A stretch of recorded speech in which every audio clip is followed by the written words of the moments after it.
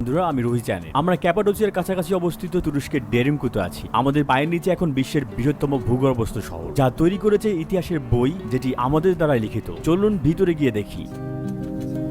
1960 দশকের শুরুতে একজন ব্যক্তি তার বাড়িটি সংস্কার করেছিলেন। যখন তিনি তার দেয়াল ভেঙে ফেলেন, তখন তিনি বুঝতে পারলেন যে এখানে একটি রহস্যময় ঘর আছে, এবং তার পরপরে তিনি টানেলটি দেখতে পান। তারপর তিনি আলো নিয়ে অনুসন্ধান করতে শুরু করেন। অনুসন্ধানের সময় তিনি বুঝতে পেরেছিলেন যে এই সুড়ঙ্গগুলো আরো গভীর। তিনি জানতেন না যে এই জায়গাটি পৃথিবীর সবচেয়ে বড় ভূগর্ভস্থ শহর। এখানে আশ্রয় কেন্দ্র, সরবরাহ কক্ষ আছে। অবশ্যই তাহলে এখানে প্রাণীও ছিল, যেমন ঘোড়া রাখার ঘর, মিশনারি স্কুল, একটি গির্জা, একটি ঘর এবং একটি বড় কবর ঘর। তাহলে এখানকার লোকেরা কিভাবে শ্বাস নিত? এরকম কিছু বায়ু চলাচল স্থান আছে, কিন্তু এটি পুনঃস্থাপন করার সময় বন্ধ ছিল। বলা হয় যে ভূগর্ভস্থ শহরটির ভিতরে 20,000 মানুষ থাকতে পারে। এটি হলো রান্না করার জায়গা। আপনি যে টুকরোটি দেখছেন তা একটি তন্দুরি। তন্দুরি হচ্ছে একটি ঐতিহ্যগত আনাতোলিয়ান মেজে চুল্লি। তারা তাদের রুটি এটায় আটকে রাখতো এবং মাংস রান্না করত। অবশ্যই একটি চিমনি আছে যা ধোঁয়া বের করে দেবে। আপনি উপরে দেখেছেন ধোঁয়ার দাগ আছে। চোখের আড়ালে থাকার জন্য লোকেরা রাতে খাবার রান্না করত, কারণ অবশ্যই রাতে ধোঁয়া দেখা যেত না। প্রতিটি পরিবারের নিজস্ব রান্নাঘর ছিল না। তারা সবাই এই জায়গাটিতে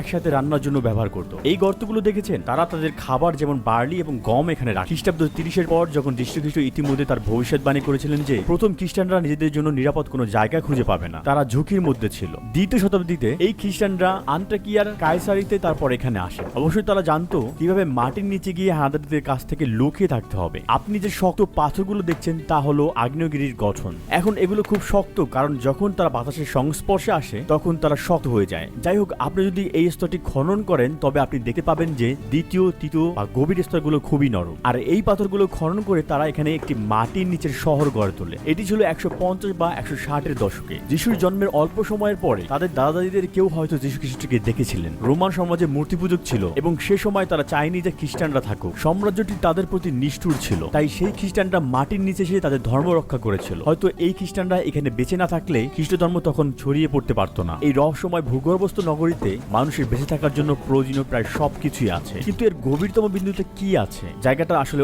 অনেক বড়।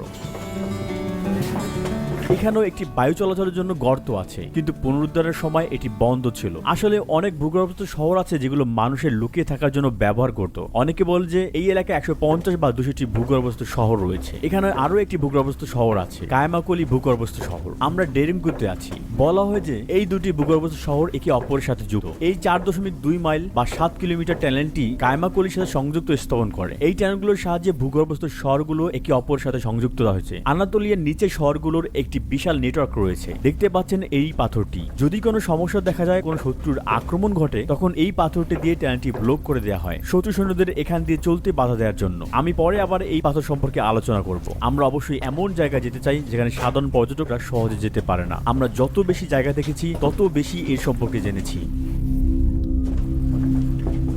এখানে তাপমাত্রা প্রায় 68 ডিগ্রি ফারেনহাইট বা 20 ডিগ্রি সেলসিয়াস। গ্রীষ্মে ঠান্ডা, কিন্তু শীতকালে উষ্ণ। চিন্তা করে দেখুন, সেই সময়ে 2য় বা 3য় শতাব্দীতে এখানে মানুষ বসবাস করত। আমরা এখন ফ্ল্যাশ লাইট দিয়ে জায়গাটিকে আলোকিত করে দেখতে পাচ্ছি, কিন্তু তখনকার মানুষরা মোমবাতি দিয়ে অন্ধকার দূর করত। তখনকার পরিবেশ কল্পনা করুন। শত্রুর ভয়ে প্রতিদিন সপ্তাহে দুশ্চিন্তায় কাটত, এবং আমরা এখানে সামান্য আবদ্ধতার অনুভূতি বোধ করি। দেখা যাক এটি আমাদের কোথায় নিয়ে যায়। আসুন এই জায়গাটার ভিডিও করি। আমি ক্যামেরা নিচ্ছি, আমি এবার রেকর্ড করব। অবশ্যই এটি এখন বন্ধ থাকবে। এটি ছিল কায়মাকলিতে যাওয়ার জন্য 4.3 মাইল টানেলের রাস্তা।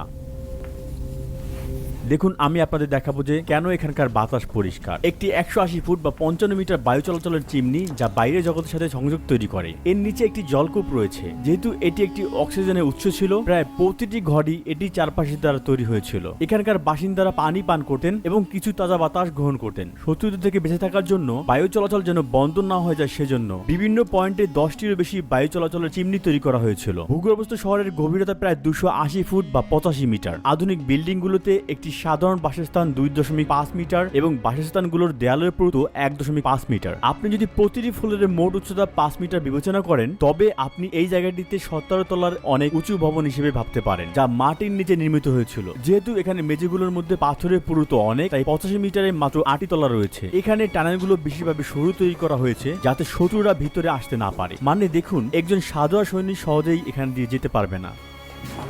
এখানে একটি স্লাইডিং দরজা আছে। এটি পুনরুদ্ধারের সময় মেরামত করা হয়েছিল। শত্রু এলে তারা চতুর্থ তলায় চলে যেত। এই স্লাইডিং দরজাটি স্লাইড করে রাস্তা বন্ধ করে রাখা হতো যাতে শত্রুরা নিচের দিকে যেতে না পারে। এটি একটি 660 পাউন্ড বা 300 কিলোগ্রামের দরজা এবং এটির এখানে একটি ছিদ্র রয়েছে। টানেলের আনুমানিক উচ্চতা 8 ফুট বা 2.5 মিটার। তবে আপনি দেখতে পাবেন এটি আরো শুরু হয়ে আছে। আমরা চতুর্থ তলায় নেমে যাচ্ছি। এখানে আমরা এসেছি। এখানে যোগাযোগ করার জন্য একটি গর্ত আছে। তলাগুলোর মধ্যে 10 ইঞ্চি বা 25 সেন্টিমিটার ব্যাসের গর্ত রয়েছে যোগাযোগের জন্য। আমি বুঝতে পারছি এটি দ্বিতীয় তলা যাচ্ছে। আপনি যখন কিছু বলেন উপরের তলা লোকেরা আপনার কথা শুনতে পায়। এখন আমরা একটি দীর্ঘ টানেলের মধ্য দিয়ে যাব বা 7 তলায় বা আরেকবার বললে -7 তলায়। এখানে সাবধানে হাঁটা উচিত যাতে আমরা পড়ে না যাই। আপনারা এখানে ছোট ছোট রুম দেখছেন আর একটি স্লাইডিং দরজাও আছে। আমি একটা জিনিস দেখাতে চাই, এখানে একটি ছোট ঘর আছে। তারা এই ভারী দরজাটি পিছন থেকে ধাক্কা দেয় এবং চতুর্থ তলা থেকে সপ্তম তলায় কাউকে যেতে না দেওয়ার জন্য টানেলটি বন্ধ করে দেয়। এখানে ফার্স্ট চ্যানেলও আছে। আকর্ষণীয় একটি জায়গা। আপনি এই সিলিং এর দেয়ালের কাঠামো দেখতে পাচ্ছেন। তারা একটি প্রাচীর গঠন করেছিল। সেই সময়ের জন্য এই ধরনের স্থাপত্য সত্যিই দুর্দান্ত সাফল্য ছিল। ছাত্রদের এখানে রাখা হয়েছিল। হয়তো এখানে একটি টেবিল ছিল এবং তারা সেই টেবিলে তাদের পড়াশোনা চালিয়ে যেত। এখানে তারা সে সময় সিঁড়ি বেয়ে উপরে উঠে ধর্ম প্রচার করত। এখানে তারা বক্তৃতা দিতেন। এই মিশনারি স্কুলে শিক্ষিত লোকেরা বহির্বিশ্বে খ্রিস্ট ধর্ম প্রচারের চেষ্টা করত। পড়াশোনার ঘর রয়েছে। ছাত্ররা সম্ভবত এখানে তাদের ক্লাস করত। আপনারা যে জায়গাগুলো দেখেছেন সেগুলো হলো সেই জায়গা যেখানে আমরা শুধুমাত্র বিশেষ অনুমতির মাধ্যমে প্রবেশ করতে পারি। এর মাত্র 10% ভ্রমণ করা যায়। অন্য কিছু অংশে গবেষণা চলতে থাকে এবং প্রবেশের অনুমতি নেই। কায়সেরি, নিগোদে এবং নেবোহির ত্রিভুজে কমপক্ষে 2টি তলা সহ 200টিরও বেশি ভূগর্ভস্থ শহর রয়েছে। এর মধ্যে কয়েকটি শহর একে অপরের সাথে টানেলের মাধ্যমে সংযুক্ত রয়েছে যা মাইলের পর মাইল ধরে চলতে থাকে। এই শহরগুলো শুধুমাত্র সুরক্ষার জন্য ব্যবহার করা হয়েছিল। মানুষ বছরের পর বছর এই শহরে বসবাস করেনি। তারা তাদের ধর্ম রক্ষার জন্য কিছু সময়ের জন্য সেখানে থেকেছে। ইতিহাস এবং সংস্কৃতিতে সর্বোত্তমভাবে দেখার জন্য প্রয়োজনীয় পদক্ষেপ নেওয়া আমাদের সকলের জন্য খুবই গুরুত্বপূর্ণ। ভিডিওটি দেখার জন্য ধন্যবাদ। আমি রুহি চ্যানেট আজ এখানেই বিদায় নিচ্ছি।